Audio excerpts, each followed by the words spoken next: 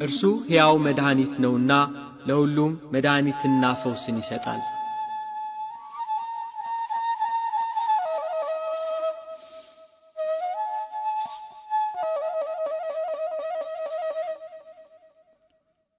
ኢያኢሮስ የተባለ የምኵራብ አለቃ የ12 ዓመት ልጁ ሞተችበት።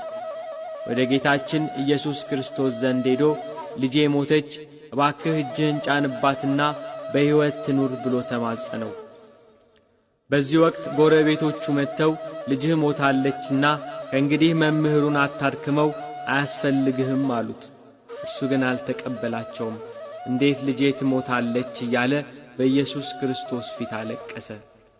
ጌታችን ኢየሱስ ክርስቶስ ግን እመን ብቻ እንጂ አትፍራ አለው። ጴጥሮስን ያዕቆብንና የያዕቆብን ወንድም ዮሐንስን ብቻ አስከትሎ ወደ ምኵራብ አለቃው ቤት ሄደ። በምኵራብ አለቃው ቤት በልጅቷ መሞት ጎረቤትና ዘመዶቿ ያለቅሳሉ። ኢየሱስ ክርስቶስ ወደ ሞተችው ልጅ ቀርቦ እጇን ይዞ ጣቢታ ተነሽ አላት። ያቺ የሞተች ሕፃን ተነሳች። የምትበላውን ስጧት ብሎ አዘዘ። ይህንንም ነገር ማንም እንዳያውቅ አጥብቆ ተናገራቸው። የሞቱትን አስነሣ፣ የታመሙትን ፈወሰ፣ ለተራቡት የሕይወት እንጀራን መገባቸው።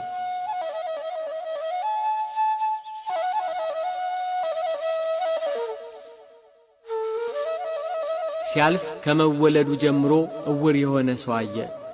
ዘወትር እጁን ዘርግቶ ሰዎች እንዲዘከሩት ይለምናል።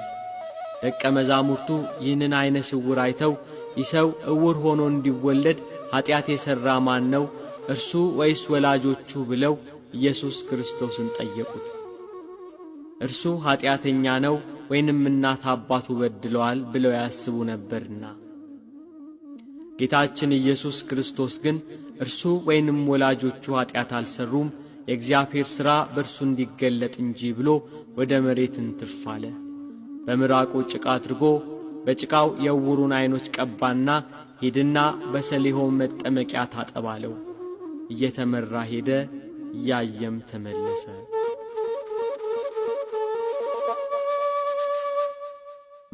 ሁሉም ዐይኑ ታውሮ በመንገድ ዳር ተቀምጦ ሲለምን ያውቁት ነበር። ዐይኖቹ በርተውለት ቢያዩ እርሱ ነው አይደለም ብለው ተገረሙ። ሌሎች እርሱ ነው፣ ሌሎች ደግሞ አይደለም እርሱ አይደለም አሉ። እርሱ ግን እኔ ነኝ አለ። ታዲያ ዐይኖችህ እንዴት ተከፈቱ? እንዴትስ ማየት ቻልክ? አሉት። ኢየሱስ የሚባለው ሰው ጭቃ አድርጎ ዐይኖቼን ቀባና ዳነኝ፣ ብርሃኔን መለሰልኝ አላቸው።